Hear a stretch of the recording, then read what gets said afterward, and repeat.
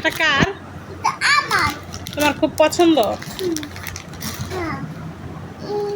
এটা এটা এটা কান্তি। আমি গল্লি করি।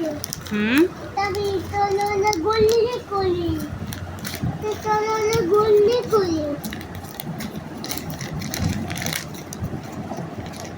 না তো পাই কিউ নাই।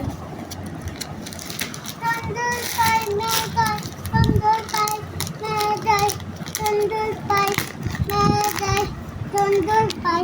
আসসালামু আলাইকুম, কেমন আছেন সবাই? আশা করি সবাই অনেক ভালো আছেন। আল্লাহর রহমতে আমরাও ভালো আছি।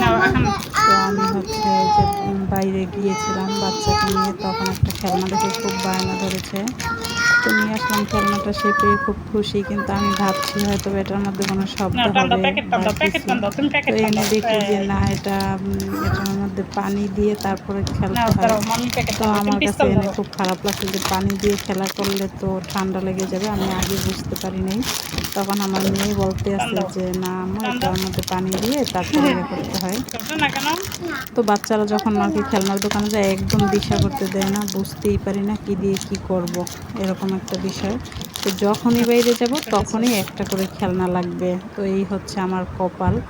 তো যাই হোক, এই যে এনে দিলাম, সে তো খুব খুশি। মানে ওটা পেয়ে সেও বুঝতেছে যে এটা খুব ভালো হয়েছে, যেহেতু পানি দিয়ে খেলা করবে। কিন্তু আমার শুই না, খুব খারাপ লাগছে। আমি জিজ্ঞাসা করে আনা উচিত ছিল, আমি বুঝতে পারি নাই। তো বাচ্চাদের মন আর কি, এই যে আপনাদের সামনে সেটা তুলে ধরলাম। তো এই হচ্ছে, সে মানে খুলতে বলতে সেই মানে পাগল হয়ে গেছে, খুলে দাও খুলে দাও। তারপরে দিলাম খুলে। তো সে এই যে দেখতেছে কি দিয়ে কি করা যায়। তারপরে হচ্ছে পানি দিয়ে কিছু সময় খেলা করছিল, ওটা মনে হয় না ভিডিও করা হয়েছে। খুব সুন্দর পানি পড়ে ওটার সামনের থেকে, অনেক সুন্দর পানি পড়ে। কিন্তু বাচ্চাদের জন্য এটা না দেওয়াই ভালো, যাদের ঠান্ডা সমস্যা আর অনেক ঠান্ডা লাগে একটু পানি পুনি ছানলেই। তো এই তারপর হচ্ছে আমি যে একটু খিচুড়ি মাখা হাতে করে একটু খিচুড়ি মাখাইছি। ওদিনকে মেহমান আসছিল একজন, মানে প্রতিবেশী এক ভাবি আসছিল ওই সময়টা বাসায়, ভালোভাবে ভিডিও করতে পারি নাই।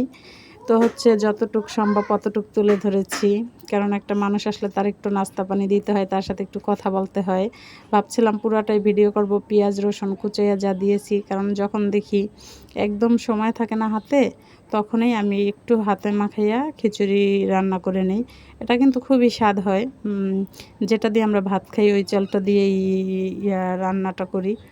তো হচ্ছে এই যে আমি রান্না করে নিচ্ছি, তো খেতে খুবই ভালো লাগে। কার কার পছন্দ অবশ্যই জানাবেন। আমি যে একটু কাঁচামরিচ দেবো অতটুকু সময়ও ছিল না, কারণ একজন লোক আসলে তার একটু সময় দেওয়া লাগে, সব সময় তো কাজ করা যায় না।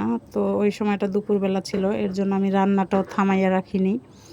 এই যে আমার রান্না কিন্তু শেষ, মাঝখান দিয়ে আমি ভিডিও করতে পারিনি। আজ এই পর্যন্তই, সবাই ভালো থাকবেন, দোয়া করবেন। আল্লাহ হাফেজ।